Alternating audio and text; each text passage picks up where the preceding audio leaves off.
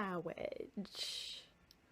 Mawwaige is what brings us together today.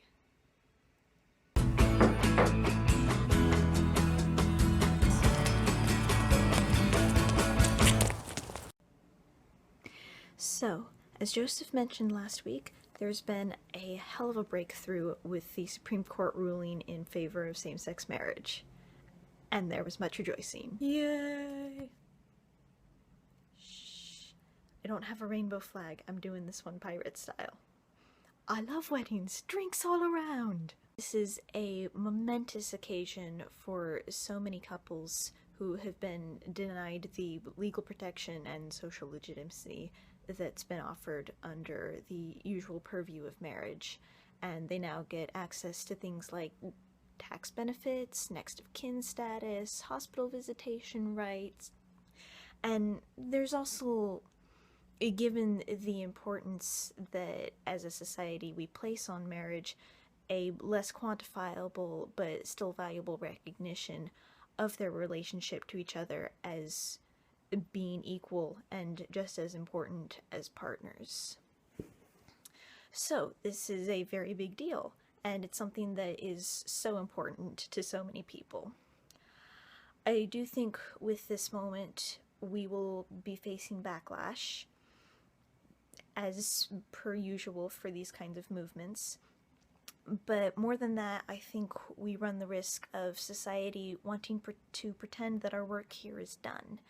That once same-sex couples can get married, they'll make a lot of money on new kinds of wedding cake toppers, and wonder why people are still talking about the issues that they face as members of the LGBT community. The fact is, we still have a lot of people who face workplace discrimination, queer and trans teenagers who make up 40% of our homeless youth, bullying, harassment, violence, which our trans women of color are at severe risk of in particular. We do still have to work with shifting the societal paradigm to make the world a safer place socially and culturally.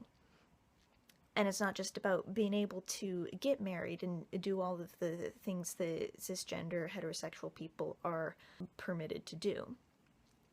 This is also about creating the kind of world where people are allowed to discover and manifest who they are and live a life of their own with happiness and acceptance and safety without being required to conform and imitate a certain image of society, an acceptable image of society that isn't true to themselves. A lot of activist movements over the years have gotten just enough legal process for people to say, well, it's okay now, and then proceed to ignore the voices of everyone who's trying to show people all the ways in which they still experience harassment and discrimination.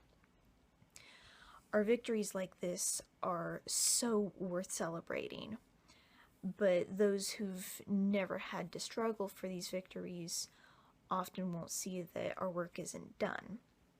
They're the ones to say, we let you have this, what more do you want?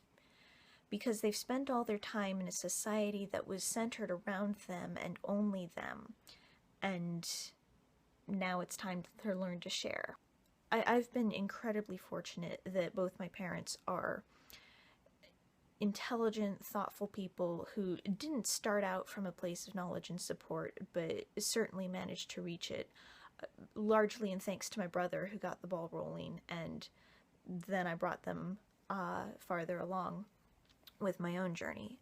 So I'm incredibly lucky to have them in my corner, and I want to take this opportunity to give a huge shout out of love and support to every queer and gender non-conforming kid, teen, young adult out there, and adult out there.